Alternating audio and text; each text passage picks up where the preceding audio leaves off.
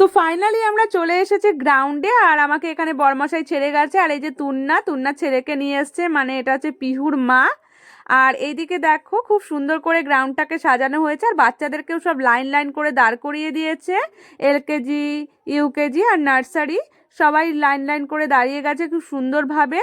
তো যাই হোক, খুবই ভালো লাগছিল। আর এখানে বেলুন ওড়ানো চলছে।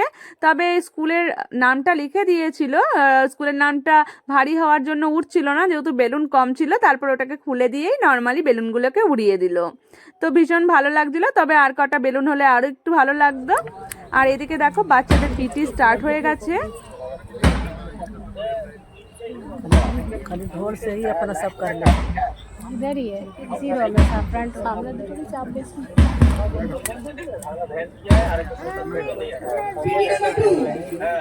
नहीं दिखा। PD number 4.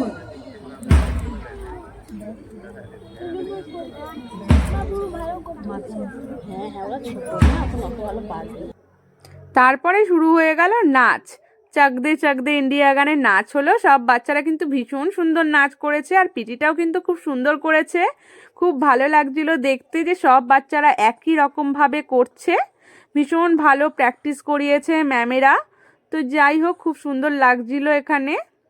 সব ক্লাসের খেলা শেষে এবার নার্সারির খেলার পালা। এবার ওদের দৌড় হবে। সবার গলায় একটা করে শেপ ঝুলিয়ে দিয়েছে আলাদা আলাদা, আর মাঠের মাঝখানেও একটা করে রেখেছে। যার গলায় যেই শেপ আছে তাকে সেই শেপ নিয়ে আবার দৌড়াতে হবে। আর বাবানের সামনে দুজন চলে আসাতে কিন্তু বাবান ভ্যাবাচাকা খেয়ে গেছে। ও কিন্তু কিছুই হতে পারেনি, মানে ঠিক করে দৌড়াতে পারেনি ও। আর খেলাতে তো হার জিত থাকেই, তবে ও হেরে গেছে জন্য ওকে আমি বকাঝকা কিছুই করব না, কেননা এটা হচ্ছে খেলা। তো সবসময় যে ফার্স্ট সেকেন্ড থার্ড হতেই হবে সেরকম কোনো ব্যাপার নেই।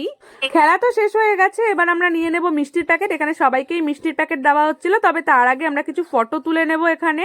আর বাবানকে স্কুল থেকে নিতে হবে, কেননা এখানে বাচ্চাদেরকে ছাড়বে না, একেবারে স্কুলেই ছাড়বে। আর এই যে দেখো আমি মিষ্টির প্যাকেট নিয়ে নিয়েছি, এবার চলে যাব বাবানের স্কুলে।